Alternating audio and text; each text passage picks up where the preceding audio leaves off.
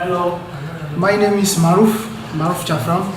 I'm a student in law department at the University of Lomé. Thank you.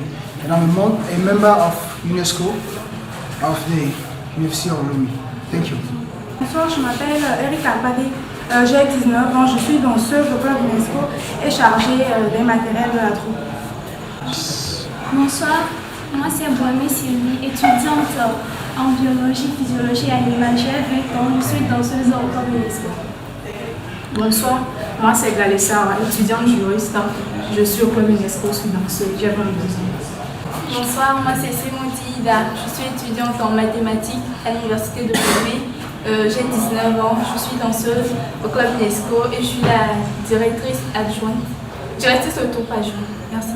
Ok, si vous voulez ajouter quelque chose, mon nom c'est Maë Léon, chorégraphe du club UNESCO étudiant de l'université de Lomé. Je suis en droit, j'ai fait aussi le droit. Également danseur au ballet national traditionnel du Togo. Merci.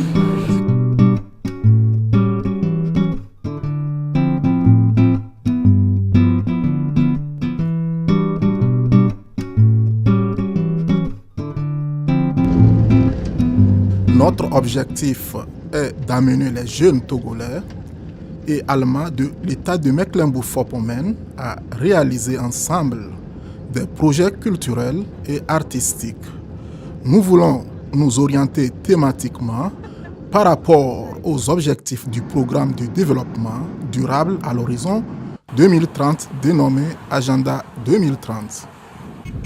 Déjà à cet été 2017, les participantes et participants allemands et togolais organiseront conjointement des ateliers d'activités interculturelles à Mecklembourg-Vorpommern. En retour, une rencontre similaire aura lieu en octobre prochain à Lomé, la capitale togolaise.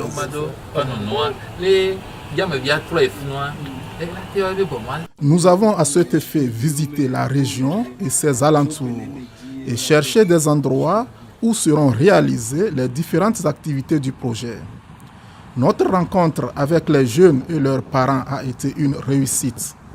Ils ont été très enthousiasmés par leur participation au du projet. Comme par exemple ici, la visite des familles de pêcheurs dans un petit village non loin de la capitale.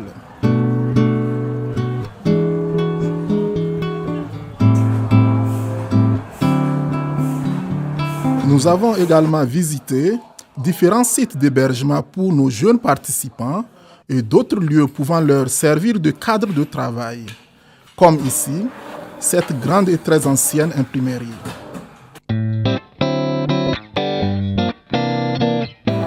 Nous sommes allés visiter les domiciles de certains enseignants et artistes togolais. Nous avons alors eu l'occasion de discuter avec eux. Il suffisait de parcourir du regard leur lieu de travail pour se rendre compte que les conditions de vie et de travail au Togo sont considérablement différentes par rapport à celles en Europe. Nous avons présenté notre projet au ministère de l'Enseignement supérieur et de la Recherche et établi un contact entre ce dernier et le département de pédagogie théâtrale et musicale de l'Université de Rostock.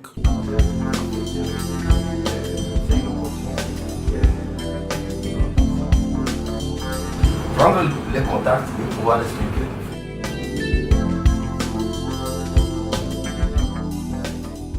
Nos partenaires de l'association EAC Togo nous ont élaboré un programme intensif, très varié et passionnant. Au centre-ville, nous avons découvert un dépôt d'anciens wagons de train. Ici, entre les locomotives datant de l'époque coloniale et de très vieilles machines abandonnées sous un grand hangar, on pourrait tourner par exemple un film dans le cadre de notre projet ou faire une représentation théâtrale.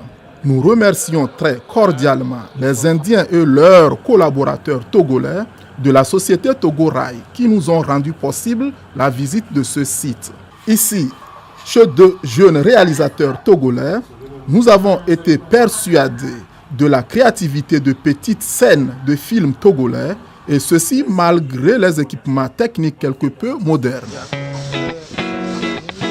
Pendant notre séjour, nous avons fait la connaissance d'autres artistes et artisans comme des orfèvres, peintres, décorateurs, joailliers, graphistes et créatrices de bijoux.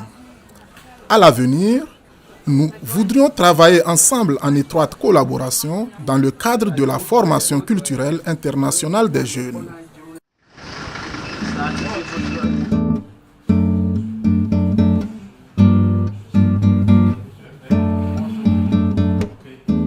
Au ministère togolais des enseignements primaires, secondaires et de la formation professionnelle, notre projet a été accueilli très favorablement et nous y avons eu la certitude d'être accompagnés et soutenus. Moi, c'est le directeur de cabinet.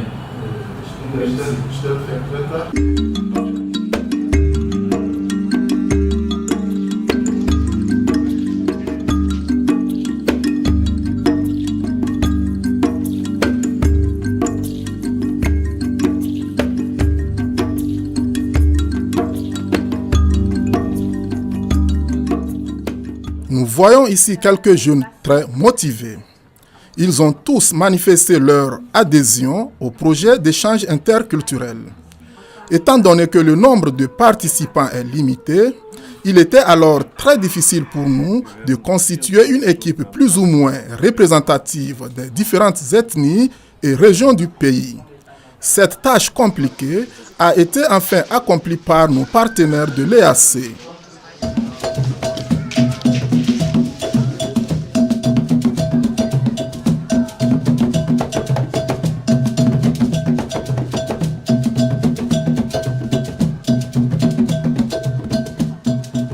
Nous avons aussi fait le tour de quelques établissements scolaires, puis discuter avec des enseignants et des élèves dont certains seraient éventuellement les futurs participants de nos projets.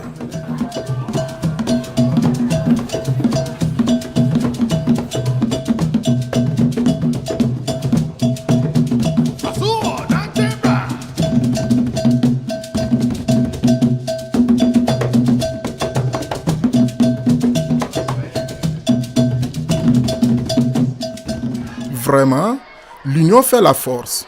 Plus la participation est grande, meilleur sera le résultat.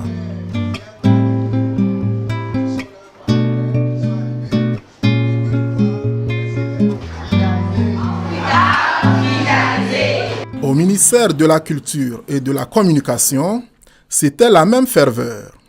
Les autorités ministérielles, très reconnaissantes pour notre initiative, nous ont témoigné leur soutien. Nous en avons été aussi très ravis. Cet engouement manifeste généralisé est déjà une garantie pour la réussite de notre coopération. Avec notre projet, nous sommes entrés sur un terrain inconnu. Mais avec nos objectifs définis dans le cadre d'une politique de développement, nous utiliserons des moyens artistiques et culturels pour donner la chance aux jeunes de s'exprimer et de s'autodéterminer. Ainsi s'établira l'égalité de chance dans la formation.